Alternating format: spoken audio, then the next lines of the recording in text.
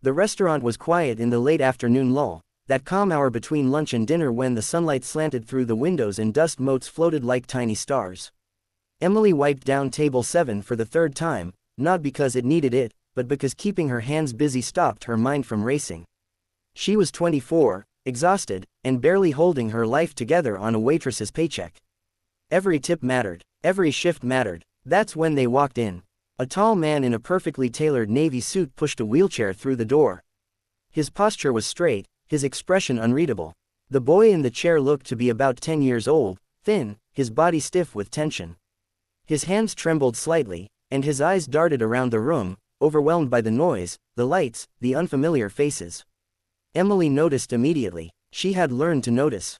"Good afternoon," she said softly, kneeling slightly so she was at eye level with the boy rather than towering over him. "My name's Emily. Would you like to sit by the window or closer to the wall?" The man blinked, surprised. The boy didn't answer, but his eyes lingered on the window where a pigeon hopped along the ledge outside. "The window," Emily said gently, smiling.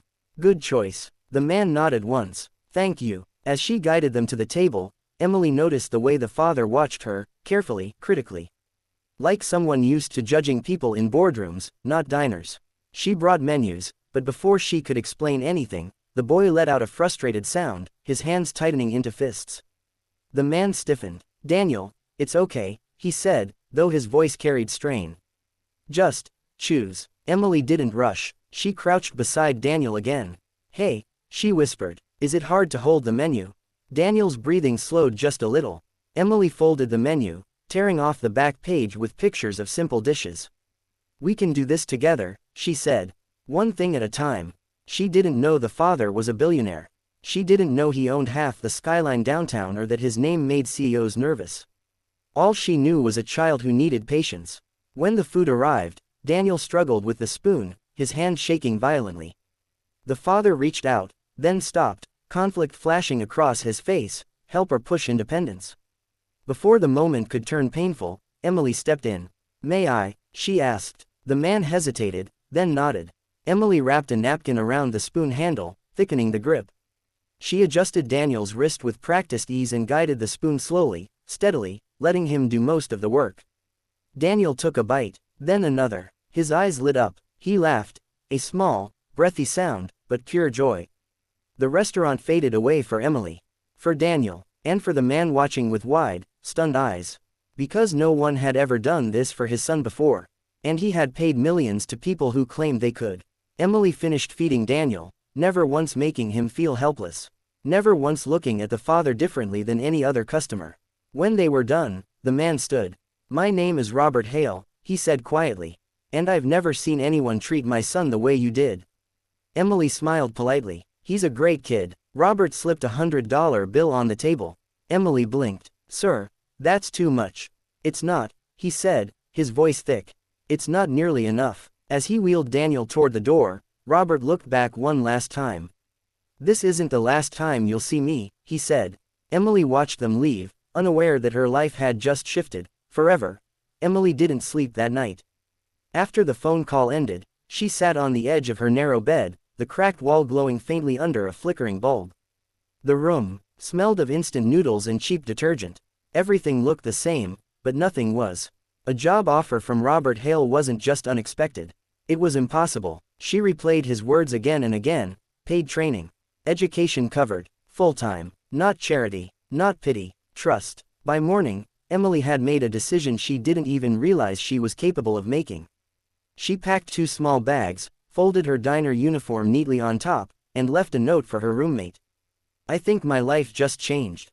I'll explain later." A world she never belonged to. The Hale estate sat beyond iron gates in a long stretch of private road lined with ancient oak trees. Emily felt like an intruder the first time she stepped inside, her shoes too cheap for the marble floors, her voice too small for the echoing halls. But Daniel recognized her instantly.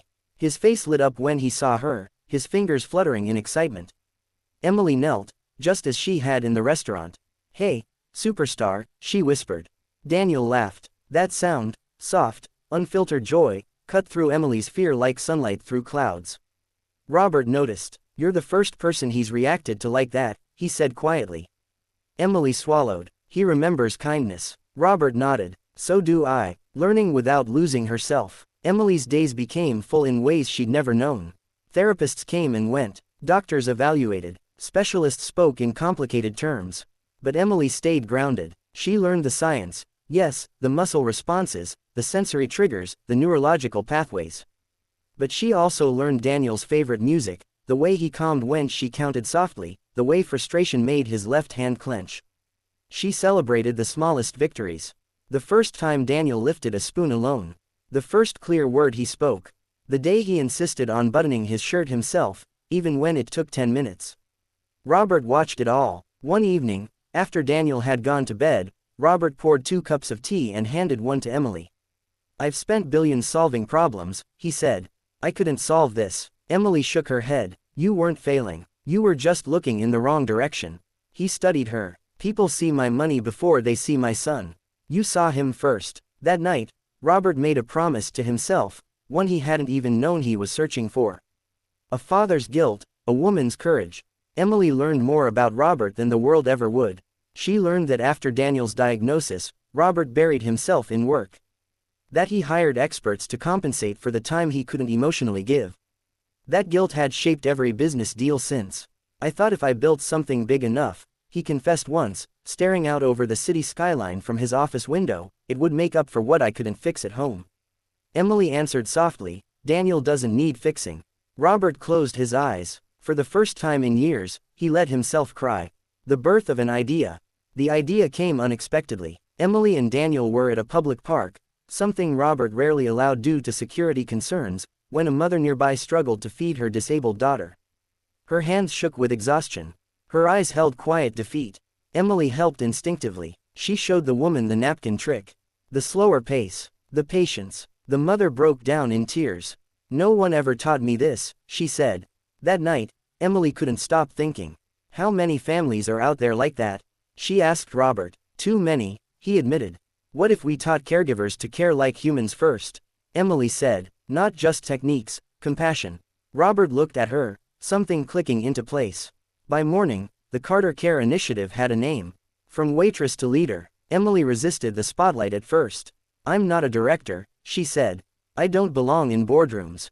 Robert smiled. Neither did I once. She studied harder than she ever had in school. Long nights, early mornings, classes layered over real-world practice. She failed sometimes, but she learned faster. People listened when Emily spoke, not because of Robert's name, but because her words carried truth. The foundation grew. Training centers opened. Caregivers learned to kneel instead of command, to listen instead of rush, to treat dignity as essential, not optional. Emily never forgot where she came from. She visited diners, hospitals, community centers. She hired people others overlooked, because she knew what it felt like to be unseen. Daniel's transformation. The greatest proof of success wasn't in numbers or headlines. It was Daniel. Years passed. His progress didn't come in miracles, but in moments. He learned to communicate clearly. He learned to advocate for himself. He learned confidence. One afternoon, during a foundation event, Daniel stood on stage beside Emily. The room fell silent. He gripped the microphone with steady hands. My name is Daniel Hale, he said slowly. Emily believed in me. The applause was thunderous. Robert couldn't breathe. A billionaire's greatest investment. The press tried to frame the story their way. Billionaire funds foundation. Philanthropy changes lives. Robert corrected them every time. A waitress changed my son, he said. Everything else came after. He transferred a portion of his empire into the foundation permanently, ensuring it would outlive him. He stepped back from daily operations, finally allowing himself to be a father before anything else. For the first time, his wealth felt light. Coming full circle. One evening, years later, Emily walked into the same diner where it all began. Same booths. Same smell of coffee and fried onions. She ordered soup and sat by the window. A new waitress approached, young, tired, trying her best. Emily smiled kindly and left a generous tip. As she stood to leave, she paused. Hey, she said gently. You're doing great. Don't forget that. The girl blinked, surprised. Emily walked out, heart full. The truth that lasts. At the annual foundation gala, Emily stood beside Robert and Daniel as donors applauded. But Emily wasn't thinking about money. She was thinking about one afternoon. One moment of patience. One choice to kneel. Robert leaned toward her and whispered, "You didn't just change our lives." Emily looked at Daniel, laughing freely among people who once never understood him. "No," she said softly. "I just treated him like he mattered. And that changed everything."